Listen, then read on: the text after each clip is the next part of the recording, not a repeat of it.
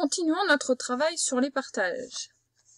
Aujourd'hui, on travaille avec des élèves, enfin presque. Regardons la consigne du problème que nous avons à résoudre aujourd'hui. Le maître d'une classe de CP veut partager sa classe en 2 groupes, ayant le même nombre d'élèves pour organiser une course de relais. Il y a 24 élèves dans sa classe. Tu vois que je t'ai mis en rouge les 2 informations importantes comme je l'ai fait les autres fois. Ce qu'on veut, c'est faire 2 groupes de même nombre, c'est-à-dire que des 2 côtés, il doit y avoir le même nombre d'élèves, et on doit partager 24 élèves. Il y a 24 élèves, je dois les partager en 2 groupes égaux.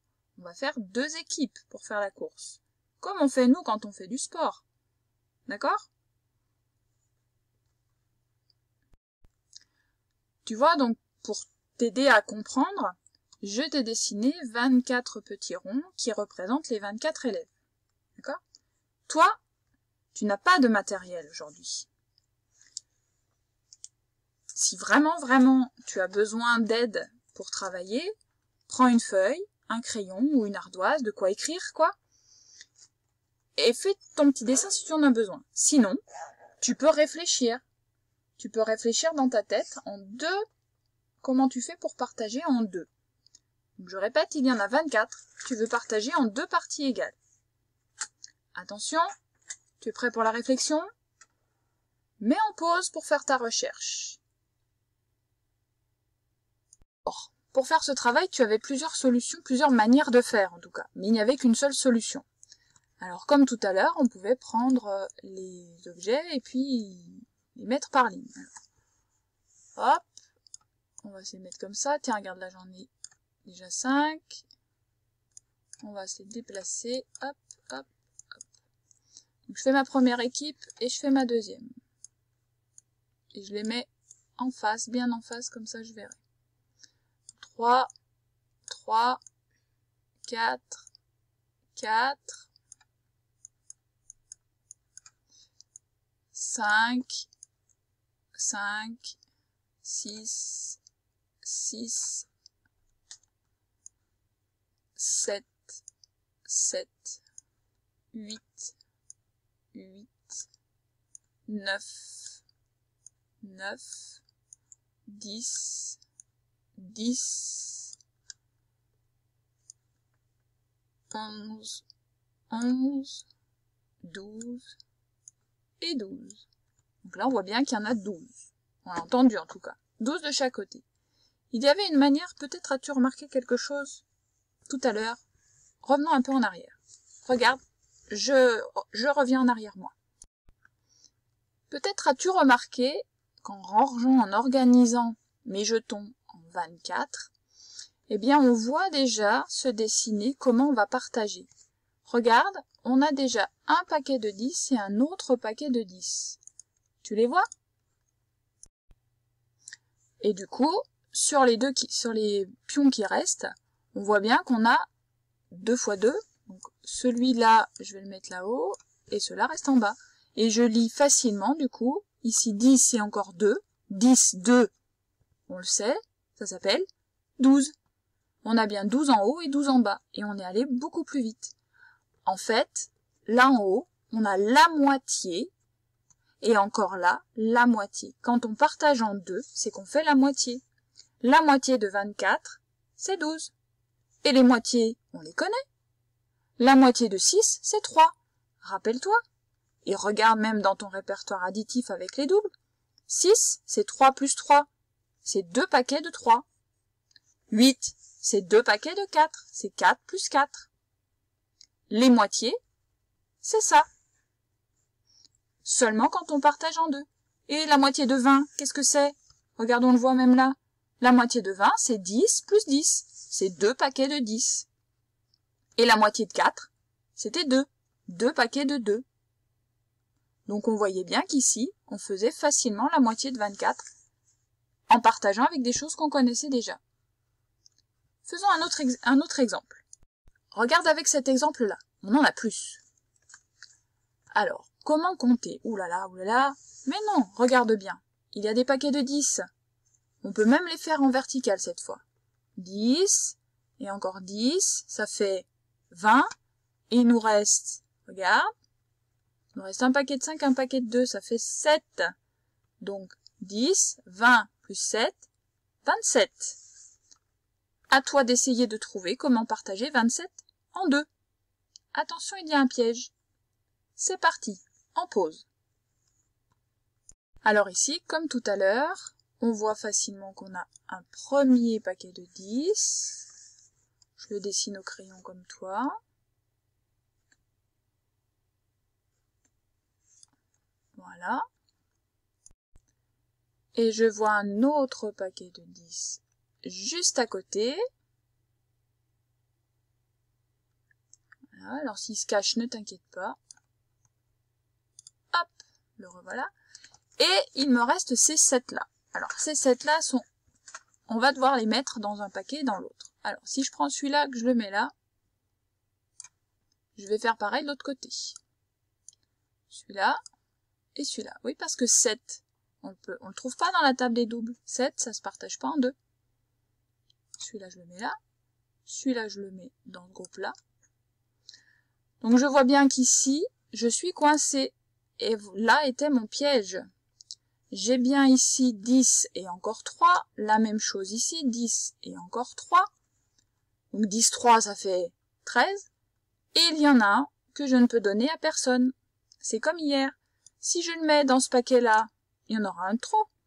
Et si je le mets dans le paquet de droite, c'est le paquet de droite qui en aura trop.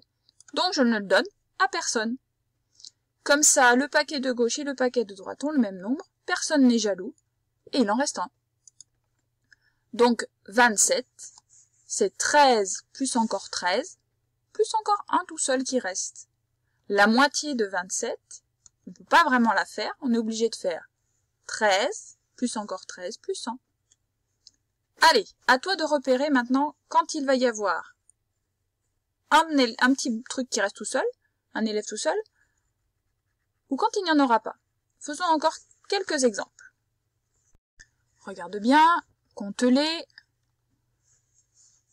Tu repères le paquet de 10 dans un sens ou dans l'autre, et encore 9. 10 plus 9, ça fait 19. Allez, tu réfléchis, savoir si on peut faire la moitié, comment tu vas partager, et s'il va en rester ou pas. Attention, les deux groupes doivent avoir le même nombre. C'est parti, tu mets en pause. Peut-être as-tu remarqué, ou peut-être tu te souviens, que 19 n'est pas du tout dans la table des doubles. On ne peut pas le partager en deux parties égales. Donc il va forcément y avoir un élève qui va rester. Maintenant, regardons comment faire nos partages. Alors, ici, on voit déjà qu'on a deux paquets de 5. Maintenant, il faut qu'on répartisse les 9 qui restent. Alors, prenons le paquet de 4, il est facile à répartir, hein, puisque on a dit tout à l'heure, 4, on peut facilement le partager en 2. Hop, hop. Le problème, c'est ceux qui sont là. Alors, 5, c'est 4 plus 1. Pourquoi je dis ça? Parce que ici, on voit, si on regarde que ceux qui sont autour, on voit bien que je vais en laisser 2 ici, et que les 2 autres, je vais les mettre là-haut. Et celui-là, c'est celui qui va rester tout seul. Tu as compris? Sinon, tu pouvais faire un par un.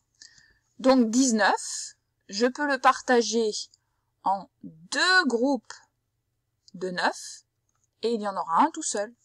D'ailleurs, rappelle-toi, ça, 9 plus 9, ça fait 18. 18 plus 1 égale 19. D'accord? Là, j'ai rajouté un petit truc. On essaye avec un dernier. Cette fois-ci, j'en ai mis beaucoup plus. Alors, regarde bien. On peut compter par dizaines déjà pour savoir combien il y en a. Verticalement ou horizontalement, comme tu veux. Moi, je compte verticalement. Ici, on a un paquet de 10. Un autre paquet de 10. Donc, ça fait 10 plus 10, 20. Et là, il nous reste 5 plus 1.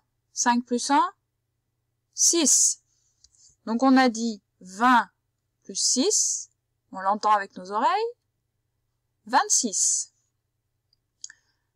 Eh bien, c'est ton tour, c'est à toi. Je te laisse chercher comment partager ça en 2 groupes de même nombre.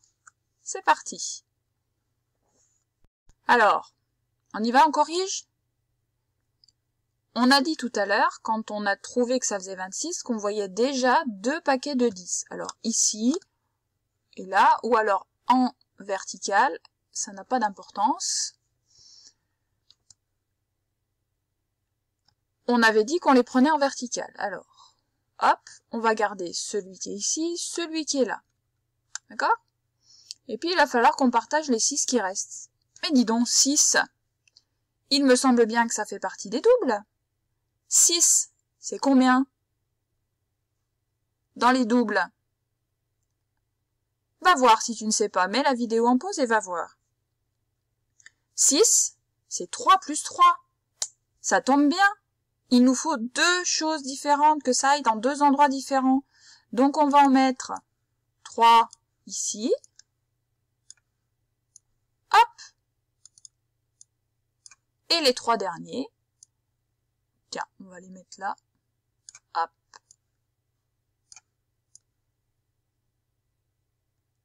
Et voilà. Si tu préfères, je les mets pareil. Je mets celui-là en haut. Celui-là là. Et tu vois bien qu'ici, j'ai 2 choses identiques. Pour bien que tu vois, je vais te déplacer le deuxième groupe. Et voilà. On a bien 2 groupes qui ont le même nombre. Et tu peux les recompter. Il y en aura 13 à gauche et 13 à droite. On a partagé les 2 dizaines, on en a mis une de chaque côté. On a partagé le 6 en 3 plus 3. Donc 10 plus 3 à gauche. Et à droite, on a aussi 10 et encore 3, donc 13. 10, 3, ça fait 13. Conclusion, tu vois bien que pour faire cet exercice de partage, soit on peut déplacer les choses, soit on peut se servir de ce qu'on connaît déjà, des doubles. Et on peut partager le nombre en 2 parties égales. Parfois, il reste quelque chose, parfois non. Parfois, il en reste 1, parfois il en reste 2, parfois il en reste 3. Ça dépend, tant qu'on ne peut pas les répartir. Par contre, quand on partage en 2, soit il n'en reste pas, soit il n'en reste qu'un seul. Ça peut pas être autrement. Maintenant que tu as compris ça, tu vas prendre ton fichier. Et c'est à toi cette fois-ci, sur ce fichier, de partager en 2 à chaque fois. Tom, lui, a 12 coquillages, Max a 9 fèves, Lila a 15 dinosaures, et Eva, elle, a 20 cailloux. Donc n'hésite pas à faire des paquets si tu en as besoin, à mettre des couleurs, à 2 couleurs différentes à chaque fois si tu veux. Peut-être qu'il va y en avoir un qui reste, ou peut-être pas. N'oublie pas, pour chaque enfant, de d'écrire la phrase réponse. Dire combien tu as de coquillages d'un côté et de l'autre, et s'il en reste ici. N'oublie pas. Lorsque tu auras terminé, tu feras également l'exercice qui est juste à côté, avec tous les élèves, regarde bien. La classe de 24 élèves dont on a parlé tout à l'heure, il veut la partager en plusieurs groupes. Attention, ce ne sont pas toujours des groupes de 2. Regarde bien. Est-ce qu'il peut faire des groupes de 2? Oui ou non? Est-ce qu'il peut faire 2 groupes? Oui ou non? Tu entoures la bonne réponse. Est-ce qu'il peut faire 3 groupes? Oui ou non? Attention, il ne doit rester cette fois-ci aucun élève hors de groupe. Tous les élèves doivent être dans un groupe. Est-ce qu'avec ça, il peut faire 4 groupes? Oui ou non? Est-ce qu'il peut faire 5 groupes? Oui ou non? N'hésite pas à entourer à chaque fois les enfants pour faire 2 groupes, ou 3 groupes, 4 groupes, ou 5 groupes. D'accord? N'hésite pas à rechercher. Si tu as besoin, tu peux reprendre ton petit matériel et essayer de faire des groupes, d'essayer de faire 2 groupes, essayer de faire 3 groupes, puis après 4 groupes, puis après 5 groupes pour répondre aux questions. N'hésite pas à utiliser ce petit matériel. D'accord? Mais gomme, pense bien à gommer à chaque fois. Voilà pour le travail d'aujourd'hui et nous avons terminé ce chapitre. Et la vidéo aussi.